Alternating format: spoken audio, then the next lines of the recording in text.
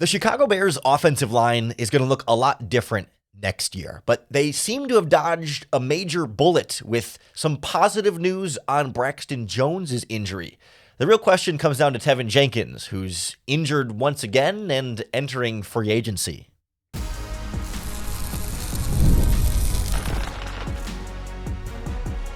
You are Locked On Bears, your daily Chicago Bears podcast. Part of the Locked On Podcast Network, your team every day. This is Locked On Bears, and I'm your host, Lauren Cox. I'm here to bring you your daily, in-depth Chicago Bears news and analysis. You can follow me on Twitter at CoxSports1, and you can follow the podcast at Locked On Bears on TikTok, Instagram, Facebook, Twitter, and the Locked On Bears YouTube channel, where you can keep up with all of our video podcasts as well. Thanks for making Locked On Bears your first listen today.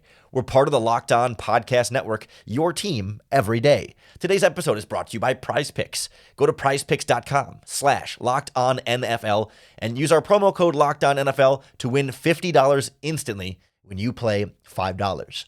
On the show today, we check in on some Chicago Bears offensive line injuries and how they shape the Bears' plans for the O-line this offseason. First, it's Braxton Jones, who could have had a major patella tendon type injury that could have been significant time out. Instead, a bad but not as bad prognosis that brings him back sooner than otherwise could have been the case, and make sure that the Bears don't have to make a left tackle change if they don't want to this offseason. Then there's Teven Jenkins' injury. Not nearly as significant, but may signify more, it might mean more in the grand scheme of things as the Bears decide what to do with his future, and that'll sort of paint the picture then for this offensive line as a whole. What work is ahead for Ryan Poles to try and revamp that group and give Caleb Williams a more sturdy front in 2025. But it was good news when it turned out that Braxton Jones just broke his ankle, which doesn't sound like good news when you say, oh yeah, your offensive lineman, he broke his ankle. It's great. Let's all celebrate. No, certainly we're not celebrating that he got injured, but there were fears that the injury could have been even more severe than a broken ankle.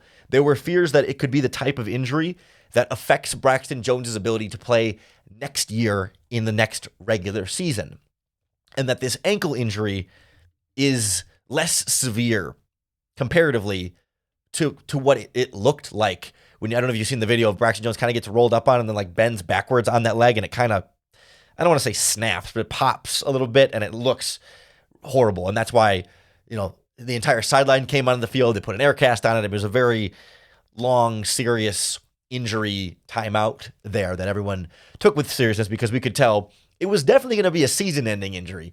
It was just a matter of whether it would only end the 2024 season for him, or if it would impact the 2025 season for him. And the early indication is indeed not going to be that bad as feared. I think it was ESPN's Ian Rappaport who broke the news of Braxton Jones officially being determined of having a broken ankle instead of something more severe. And as Rappaport said, it's just the fibia and not the tibia as well. And so they see that as more of a 4-month recovery, which, is still, April, May by the time he gets back into action. He might not be ready for the beginning of voluntary OTAs and stuff, but a 4-month recovery, even a 6-month recovery, would put him back in time for training camp. And that's always kind of the most important thing. Okay, if you miss OTAs or whatever, probably not that big of a deal. The pads aren't even on anyway, at least for an offensive lineman. But training camp is when the offensive line is built, and that's when they need to have everyone healthy and ready to go, and this injury won't keep Braxton Jones from being here for that.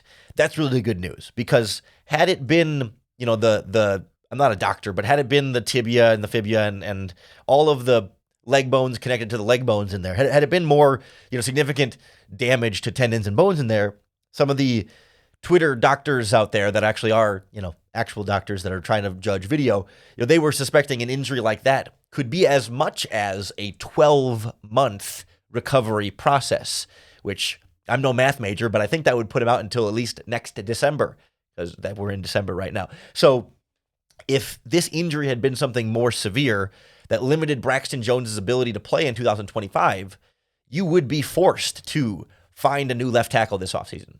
Now, Ryan Poles certainly could still choose to try and upgrade the left tackle situation this offseason, but he won't be forced to. And that's a really key distinction here, that there's a lot on Ryan Poles' plate this offseason, even after hiring a coach. We'll talk about it in a little bit, but the interior of this offensive line is going to need some work too. And well, you can't necessarily fix everything all at once. And so to have some flexibility to say, yes, Braxton Jones will be back, that is something we can count on, will go a long way here. Because if Jones was going to miss next year, okay, you've got Karan Amagaji as your third round pick. And I think with Jones back or without Jones back, like, you're hoping that Amagaji makes some real progress this offseason and can legitimately compete to start somewhere on this Bears offensive line in 2025. But you don't want to have to feel like, oh crap, that's all we got. Like, oh, Braxton Jones is hurt. We got to go with this guy. Because now you'll get to have the conversation next year about Braxton Jones' future. Because 2025 will be the last year of his rookie contract. He's still a bargain at left tackle. Braxton Jones this year making less money than Karan Amagaji this year. It's kind of insane to say. But Braxton Jones also been a guy who's been, under the microscope in the what do they call it in a sniper rifle? Like, the little in the sights sort of Bears fans, right? Have been honing on Braxton Jones to say, okay, is this guy any good? Do the Bears need to upgrade at left tackle? And I think, the answer is kind of somewhere in the middle there, right? Like, if you look at Braxton Jones' career so far, he's gotten better every year. Maybe he hasn't made the monumental jump to be, a Pro Bowl left tackle or anything, but like, he's giving up fewer and fewer pressures every year in pass protection.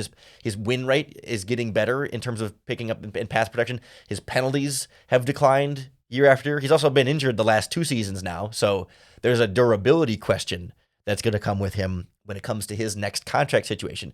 But I think generally, like, Braxton Jones has been, especially this season, we'll say no worse than average offensive tackle. Like, is that a fair spot where we can all start from? And, you can argue how much better than average or how average he might be, but like, he's not below average. Like, he's been, I think, at worst, an average left tackle. And that's a valuable thing. How many years, especially, in the 2000s and early 2010s, did we watch Chicago Bears teams that you would have traded anything for an average left tackle? Even to just find an average left tackle has been a struggle historically for this franchise. And Braxton Jones has given you at least that.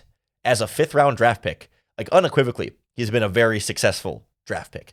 Maybe he's not been as good as you want your left tackle to be. In an ideal world, would you like a Pro Bowl left tackle? Of course.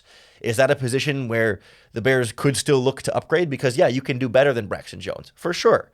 But he has gotten better each year, and he has been fairly reliable and solid. I think, the run blocking has been the area where maybe he's been a little bit less stellar. I think pass protection's been a little bit better for him. Run blocking's been a little bit worse, but I think he's gotten better in that area too. Like, it's been slow but steady progress and growth from Braxton Jones. And for a 5th-round rookie contract to be able to hold down your left tackle spot pretty darn well, good enough, can we say good enough, for the last couple of seasons has been great. The conversation gets a lot more difficult when you hit the 2026 offseason, when you get after next year and you talk about, okay, he's going to need a new contract. How much would you pay him? He's a young player. He's going to be looking for a big payday.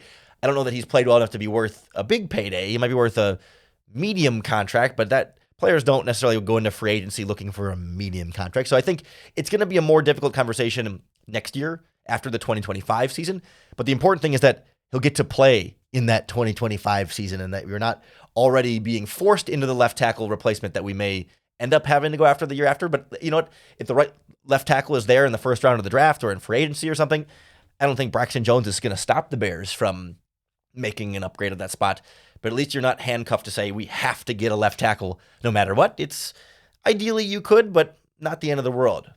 The more pressing needs are going to be on the interior of the offensive line, where the center position is bad. Your right guard spot has changed hands quite a bit, and your left guard is entering free agency this offseason. We got a little bit of a free agent update, a kind of a minor one on Tevin Jenkins, but one that may signal what the future holds for the interior of this Bears offensive line.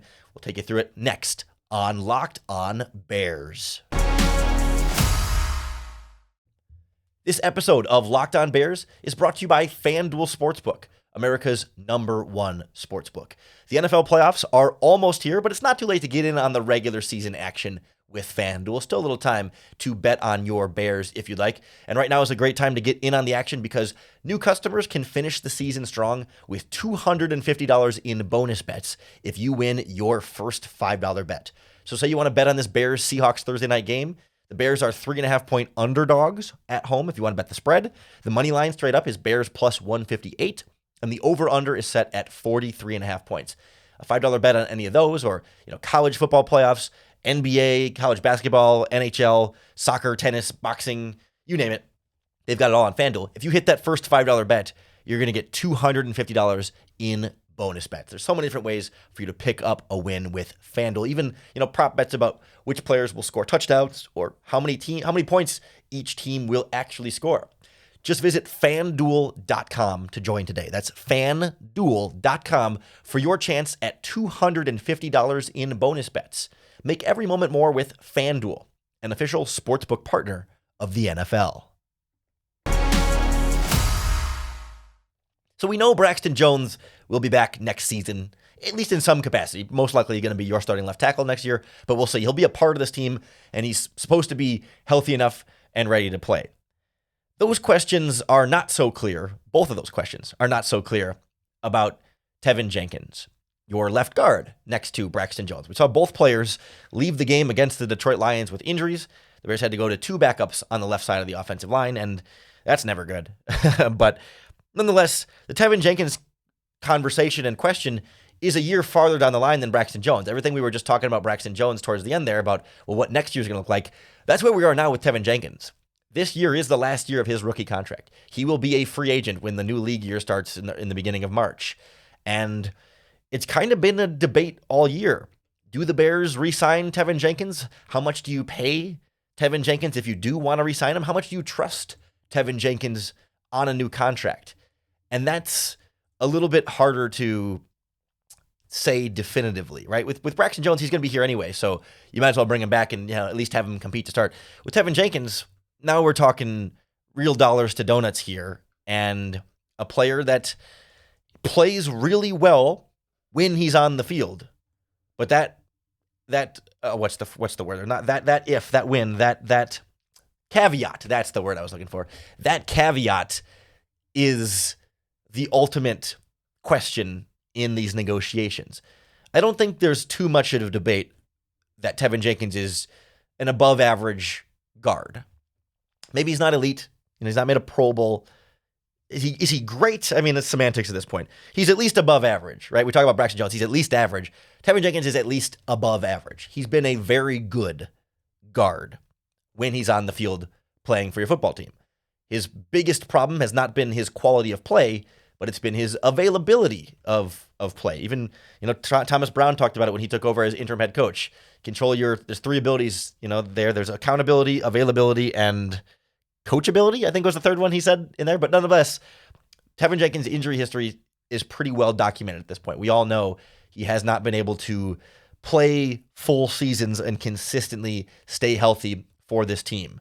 When he took over as a starter in 2022, he played 13 games. Last year, he played 12 games. This year, he's at 14 and counting. He's not. He left this game against the Lions. He's certainly not out for the rest of the year necessarily. As practice got going, this walkthroughs this week, he was estimated as a DNP on Monday with the calf injury. So on a short week, he may miss this game, but perhaps another week he could be back in time for the Packers game. Like, they didn't put him on IR.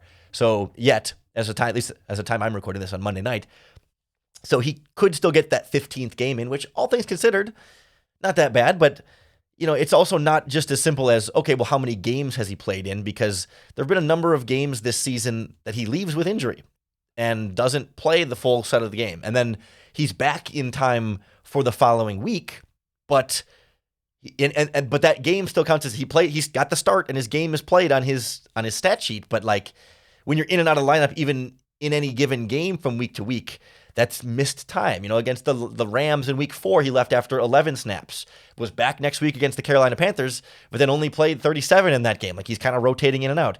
Only played 46 against the Washington Commanders, but was back, for the Arizona Cardinals game the following week. Then leaves the game against the Patriots with an injury in there and then missed the Packers game. That was one of the first games he missed this season.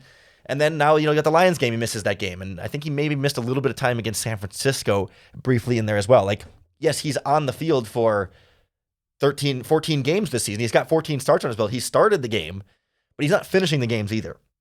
All the games. And that starts to detract from the reliability aspect of these negotiations here, where it's like, okay, how much do you pay a player that you're going to get for 2/3 of the season?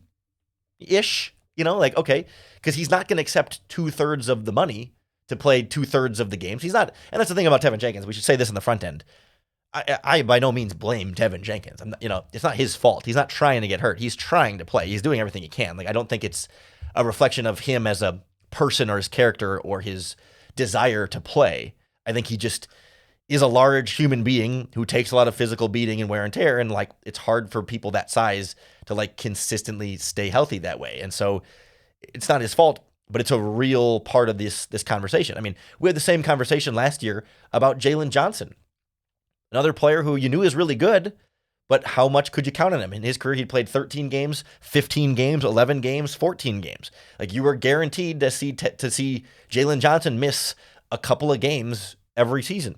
Are you willing to pay top dollar to a player who's really good, but doesn't play all the time? Not his own fault, but nonetheless isn't available to you all the time. That's the real problem here with Teven Jenkins, because he's another one of these players where you look at how his career has developed over time. He's playing more and more snaps each season. If you look just as the passing, he's gone from like 300 to 400 to 500 snaps that he's been healthy and on the field for. And he's going to add even more this season if he plays against the Packers in the last game of the season. His rate of pressure has gone down. He's giving up less and less in pass protection. His penalties have been about the same, but he's playing more snaps. So then if he has the same amount of penalties and the same amount of pressures, but on more snaps, then it's a lower rate. Playing more, but making the same amount of mistakes, but on a bigger sample size means he's getting better at it over the course of time. So you want to reward that player. And the Bears are really short on talented offensive linemen. And it feels like, man, you have this above average guard in your building already who you drafted and you developed. Why not keep him? Because you need good offensive line talent. And if you let him go, you're just going to try and replace him with someone that you hope is as good as Teven Jenkins.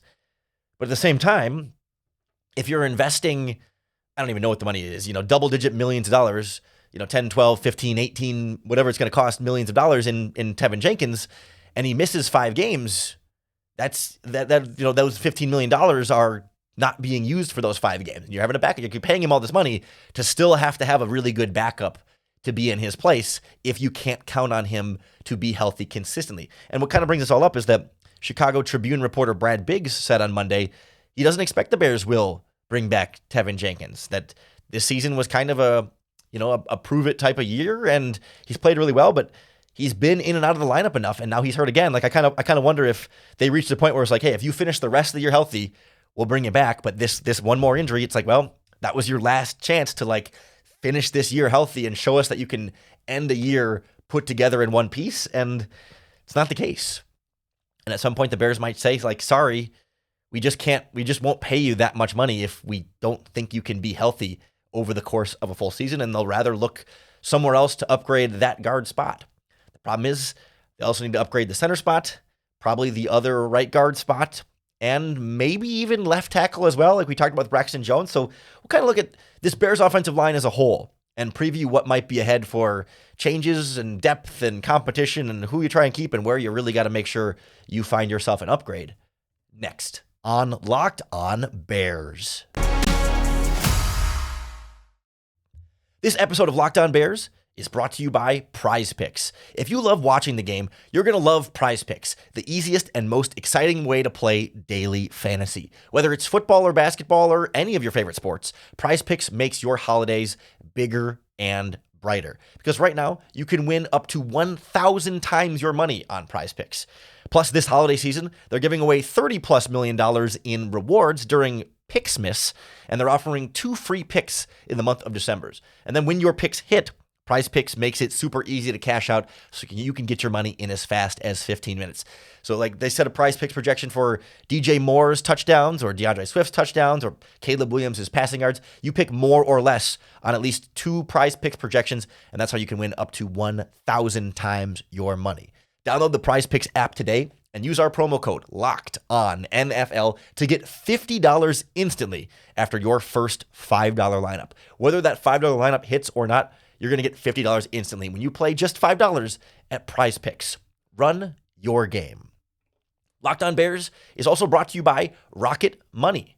Did you know that Rocket Money can help you find subscriptions that you forgot about or you've been paying for twice? Because that's definitely happened to me. I use the Rocket Money app on my phone, and it's super handy. I love just getting the updates on, hey, this is how much you spent this week. It was more or less than the week before. And it'll flag particularly large transactions just to make sure and say, hey, did you mean to spend all that money on that Amazon item or whatever it was? It's like, yeah, I did. But thanks for keeping me in check, Rocket Money. Like that's one of my favorite parts. Rocket Money is a personal finance app that monitors your budget and helps find and cancel your unwanted subscription and lower your bills so you can grow your savings. It brings everything together all in one place. I got my credit card on there. I got my bank account on there. It tells you, hey, you got bills coming up this week or your monthly subscriptions are coming up this week, and helps it make it super easy for you to cancel them. They've helped customers save a total of $500 million in canceled subscriptions, up to $740 a year when you use all the app's premium features. It's super, super helpful, and I recommend getting your finances together, especially if you're starting the new year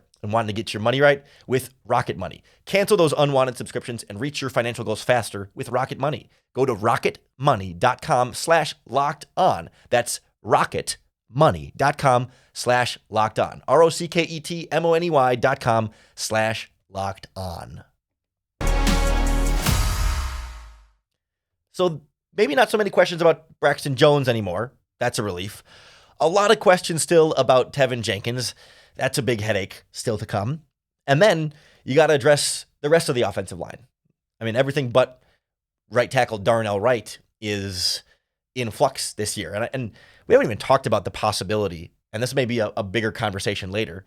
You know, do you move Darnell Wright to left tackle and have him compete with Braxton Jones if you're going to upgrade the tackle spot? That's something that can hang out in the back of your mind. Like if you're going to try and get another tackle somewhere anyway, could you have those guys compete at the same spot or compete with Karan Amagashi or whatever it might be? Like there's room to move around there. That's something to keep in the file that away, store that away. We're going to file that away for a rainy day in the future. But really, the real focal point here is going to be center and right guard, right? We know that Coleman Shelton has not been anything close to good enough for the Bears on the interior of this offensive line. He's been, below average, I think, at best. We'll kind of go through that in a little bit here. And he was a one-year deal, so the Bears can move on, no problem. You do have the injured Ryan Bates coming back next year on a $4 million contract. They could choose to cut him and save a bunch of money on that, but he's under contract, and we really hardly got to see him play this season. So I imagine Ryan Bates will be back, but Ryan Poles is smart enough to know he can't go into next season with the plan being Ryan Bates is our starting center. No competition, no questions asked. Like that's not good enough. And this season showed you that the center play has not been good enough. But Ryan Bates is on IR. You also have Bill Murray on IR, but like that's going to be part of the conversation at center. You've got Matt Pryor at right guard, who honestly, like I think Matt Pryor has played pretty well, all things considered. Like I think we went in not expecting Matt Pryor to do much of anything. And while he hasn't been great, he's been able to kind of hold down that spot a little bit. Like, I don't think you ever want Matt Pryor to be your plan as your starting right guard. But for a player who signed a 1-year, $1 million and change veteran minimum contract, I think he's exceeded expectations. It was low expectations that he exceeded, and you definitely need to upgrade that spot. But Matt Pryor is someone I would feel really comfortable bringing back as a backup. In addition to finding a new starting right guard, he can be your backup, and you feel like, okay, if there's an injury or something and he has to get back in at right guard, you can survive with Matt Pryor as your right guard, as long as you have a better center and a healthy, consistent left guard and your two tackles on the field. Like if Matt Pryor is your worst offensive lineman as your right guard, you can get by that way without too much trouble. He's been serviceable. Is that fair? Can we call him serviceable?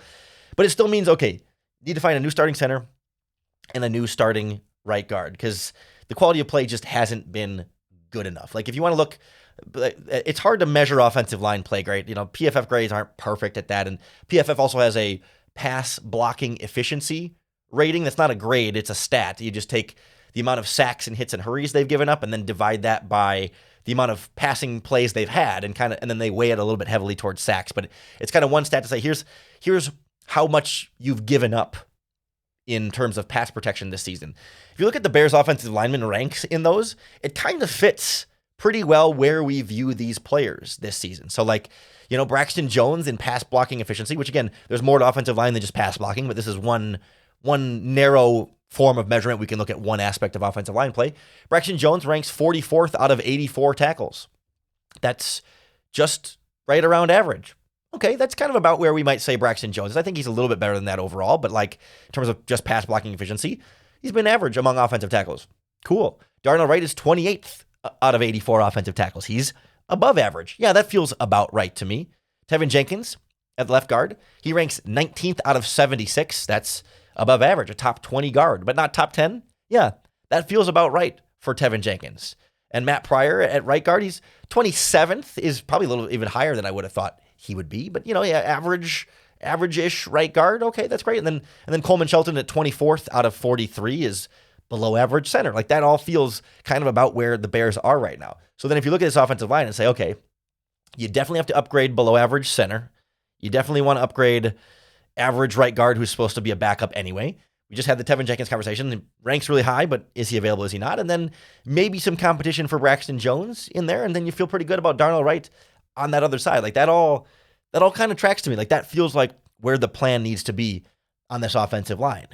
It's just a matter of okay, between free agent capital and draft picks, where do you invest there? Do you want to start a rookie on your offensive line for year 2 of Caleb and year 1 in whatever the next coaching staff is going to be? I mean, the Bears are going to be picking in the top 10 of the draft. So you're not going to draft a center there. And you're almost certainly not going to draft a guard there. I mean, you never know. We'll see. But okay, do you use your first round pick on a left tackle then this year and have him compete with Braxton Jones, or really kind of move Braxton Jones to the bench? Or do you need to use that first round pick somewhere where it's a little bit more of a, quote unquote need? You have Braxton Jones. You don't need a first round pick. It would be nice, to have gotten Joe Alt, right? To put him in at left tackle or whatever. That would have been nice, but it wasn't the biggest urgent upgrade for the Bears here. And I can't help but feel like if there's a pass rusher there in the first round, that's a much bigger need and still a very important position to address early in the draft. That feels like priority number 1 for me would be draft a young pass rusher there if there's one available for you at that point. Maybe you could look at a potential defensive back in there if you feel like Tyreek Stevenson's not cutting it and Kyler Gordon's coming up on the end of his contract, but pass rusher and O-line kind of feel like the most valuable spots there. Heck, I mean, maybe even another wide receiver if you're really tempted by somebody who's good there, but it's a spot you could go. But then, okay, rookie left tackle for Caleb Williams in his second year. Again, you're not drafting a guard or a center there, but you have a couple of second round picks this year. Do you draft a rookie starting center in the second round or a rookie starting right guard in the second round? Or do you want to go to free agency for those guys? I mean, still a long way away to see who's going to hit the open market there. But generally, you don't see a ton of elite great offensive linemen hit free agency. It tends to be the ones that are a little more middle of the pack that still need to get paid top dollar. You're going to see James Daniels, former Chicago Bear, is set to hit free agency again this year. Teven Jenkins is set to hit free agency. There's guys that have some questions that aren't elite Pro Bowl players, but are pretty good, but you're going to have to pay them a bunch of money for some pretty good play. But how do you balance that with, you're going to want to add to your pass rush. You're going to want to add to your secondary.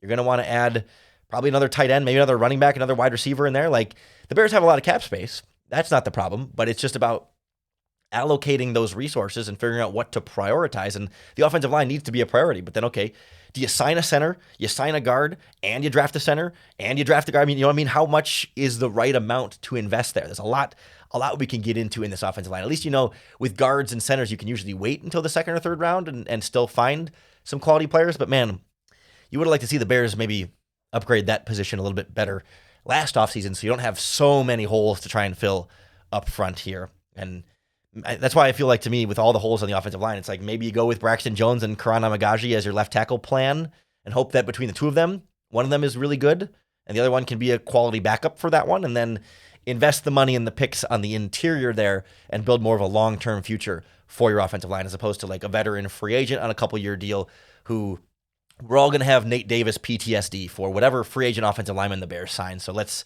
hope it goes better than that this time around. We'll have plenty of time in the actual offseason to get into specific free agents and draft targets and cap space and all that stuff. I don't want to go too ahead of ourselves here, but it was worth checking in with the Braxton Jones and Teven Jenkins injuries this week. We're going to have a quick turnaround for the Seattle Seahawks game coming up on Thursday. So tomorrow's podcast is going to be, normally we do crossover Thursday. We're going to do crossover Wednesday with Corbin Smith from Locked On Seahawks. So make sure you tune into that podcast and hit the subscribe button on YouTube or wherever you get your podcasts. That's going to be the best way to keep up with all of our daily, in-depth Chicago Bears news and analysis. Full disclosure, I'm not going to record a podcast on Christmas Eve, Wednesday night. Not going to have anything fresh for you Christmas morning. I hope your holidays can provide that for you. We got Monday's podcast. We got Tuesday's podcast is this one. We'll have the crossover podcast on Wednesday. We'll take Thursday morning off, and then we'll be back Friday morning to recap Bears Seahawks in all of your favorite podcast places. So I hope even on the day this week that we don't have Locked On Bears, you can still find some kind of opportunity to bear down.